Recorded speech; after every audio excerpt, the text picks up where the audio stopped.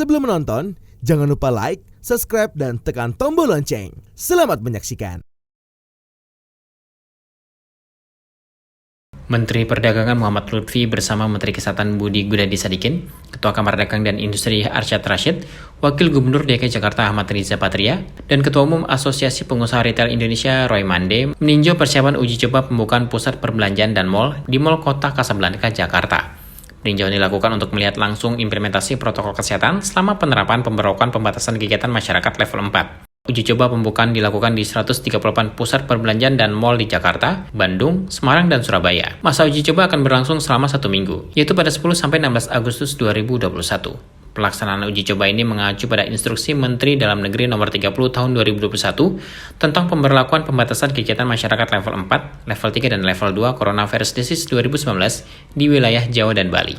Walaupun masih dengan berbagai pembatasan, diharapkan dengan dibukanya kembali pusat perbelanjaan dan mal dapat memberikan dampak positif terhadap perekonomian nasional. Untuk itu dihimbau seluruh pihak terkait agar dapat menjalankan peraturan yang sudah ditetapkan dengan disiplin.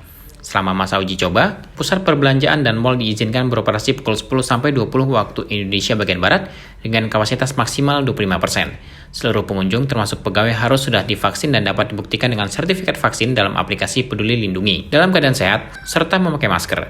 Seluruh pengunjung dan pegawai wajib memindai kode QR saat masuk dan keluar lokasi agar dapat tercatat dengan baik. Bagi yang belum atau tidak bisa mendapatkan vaksinasi, karena alasan kesehatan atau penyintas COVID-19 wajib menunjukkan bukti tes antigen hasil negatif maksimal 1 kali 24 jam, atau bukti tes PCR hasil negatif maksimal 2 kali 24 jam, beserta KTP.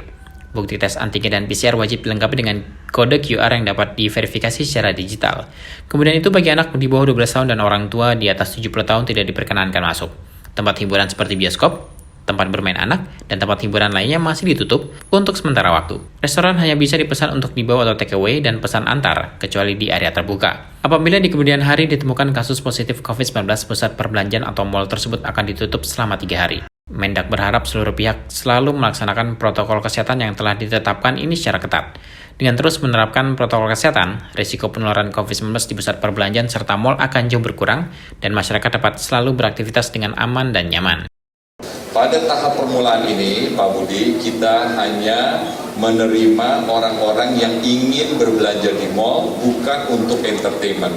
Anak-anak di bawah 12 tahun atau orang tua di atas 70 tahun dilarang untuk masuk ke mal. Jadi tugas saya di sini sebenarnya adalah mendampingi teman-teman yang punya mall ini, yang punya bisnis mall ini. Yuk, kita mau hidup dengan sehat, mallnya mesti jalan. Kita bikin bersama protokol kesehatannya. Sehingga orang yang beraktivitas di mall itu merasa nyaman dan tidak ada ancaman kesehatan. Direktur Jenderal Perdagangan Dalam Negeri Oke Nurwan menambahkan, ke depan pusat perbelanjaan dan mal dapat menambahkan ketentuan protokol kesehatan. Hal tersebut dapat dilakukan jika memang dianggap perlu dan tidak mengurangi ataupun lebih rendah dari panduan dasar protokol kesehatan yang sudah ada. Pengelola pusat perbelanjaan dan mal wajib bertanggung jawab penuh menjalankan prosedur operasi standar secara optimal dengan pengawasan dari Kementerian Perdagangan, Kementerian Kesehatan, dan pemerintah daerah.